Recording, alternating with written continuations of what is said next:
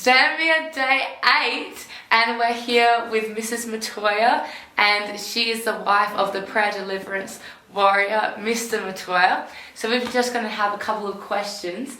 So firstly, I'm glad that you're here, and can you just tell us what it's like actually being the wife of the prayer deliverance warrior?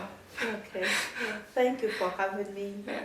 Yeah. As Patsy has said, Mrs. Matoya, and it's kind of interesting to be a wife of a prayer deliverance warrior, because you get to learn a lot, and you get to find out that as you pray and intercede, then God unfolds things, and there's a breakthrough there.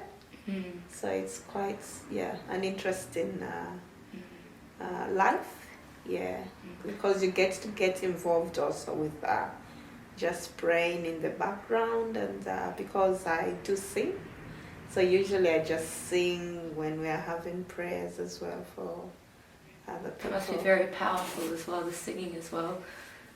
What type of songs do you normally sing? Usually we'll just pick songs of healing and deliverance. That's very good, very good. So do you do it daily, or do you go with your husband, Mr. Matoya? For some appointments I'm usually there with him, and for other appointments I'm just maybe in church interceding whilst he's having the appointment in the chapel, because there are certain appointments which are one-to-one, and other appointments where maybe it's a couple, and so it's important that as his wife, if we are praying for a couple, I'm also there present. So that's how it goes. Very good, very powerful. What can you also say that the really big message that you've learned from having this in your life, something that you've really grown to really encounter with your faith and everything like that? With prayer and a lot of intercession, faith grows.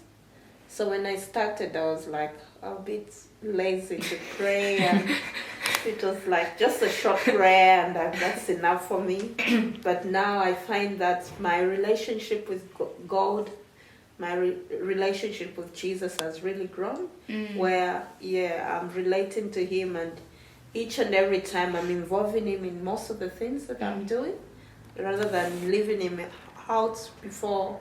I would think, I have to do this, but but each time I'm washing the plate, I'm just there singing songs of praise, and so each and everything that I do, I'm just involving him to an extent that at work, when it's during towards Christmas, because other workmates would sing secular music, and I would just get an opportunity to sing Christmas carols, and they are all happy to join in. Oh wow! Because most of the people know the Christmas carols. So that's so good. So that's, that must have been very powerful as well, coming from with your faith, having to really stand firm with what you believe in, with the secular music, and letting them know where you stand.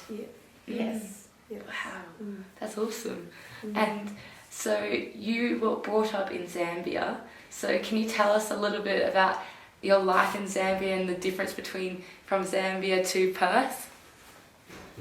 I would say my life in Zambia has been because with Zambians and the culture, it's so rich that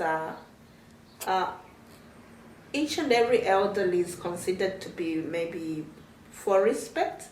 We just say auntie or uncle. So that's how the culture is here. But when I came to Australia, it was different, because it's just you call even the elders by their names, and you're thinking, okay,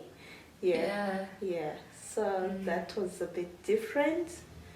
But other than that, the welcome there was just incredible, because people there are just so friendly. so social. Yeah. Yeah, so that I found that's very, Was that in Zambia? in Australia. In Australia. So I find that very like comparative to here, where people are social and friendly, and they would say they are hellos, and although back in Australia it's good day, but it's just mulishani. Even if you don't know someone, and, you can greet them. Yes. So I definitely love your culture as well. It's beautiful. Thank you. I'm trying to learn Bemba, know a bit. Yes. It's very good. Thank you. That's really awesome. I have a question. Go for it. So before we were talking about gifts, and God gives us different gifts. So what are some of the gifts that God has given you, and what would you say to someone who is not sure about the gifts that they have?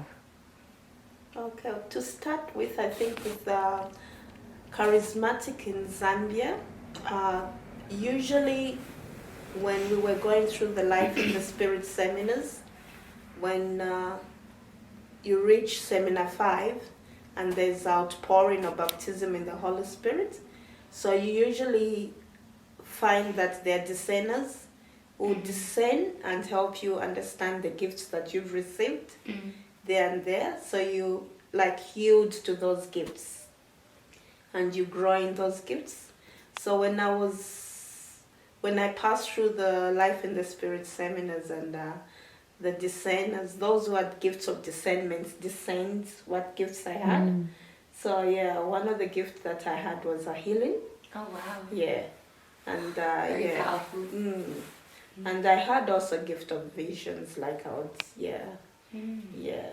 Can you explain a vision that you have had? Yeah, usually like when we're praying for someone, maybe I would have a vision of what would have caused maybe something that that person was going through. Or that So I'll just share it, because usually if I have a vision, sometimes I wouldn't understand what it was. So I'll just share it with someone who has a gift of interpreting.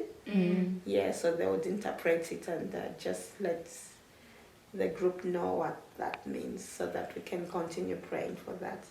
So that gift, I had it when I just received the Holy Spirit. Oh wow. But with time, sometimes I would just dream something, and I would ask for an explanation from those who have gifts of interpretations.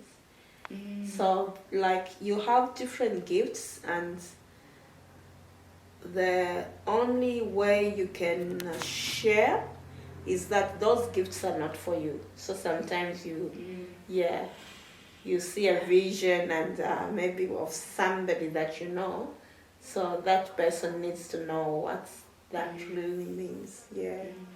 But with that also you have maybe somebody who has a gift of interpretation to interpret really what that means. And maybe somebody who has a gift of knowledge, so that person would also help to know what that means. So with the gifts, I think they compensate each other. So you can have maybe just a gift of healing, but maybe a person who can see whether when you're praying and the healing is now complete on that person, because maybe I might have a gift of healing and I'm praying and I'm not sure whether that person Jesus has healed. So I continue praying, but then somebody who has a gift of discernment or knowledge would just say, oh, I think God has God has done his healing here. So that's how these gifts just work hand in hand. It just flows so naturally and so beautifully as well. So the encouragement is that even if you just have one gift, even if it's not common, because sometimes the gift of knowledge is so common, but if you have a gift which is not knowledge, but maybe you just have visions, so those just also work for a good, because they can compensate with those who have other gifts. And very true. All right. Okay. Well, Thank you so much, Mrs. Matoya, for asking and answering all these questions that we had for you. And yeah, so that's all for today, guys, and we will let you know what we're going to do for the rest of the day. God bless. God bless.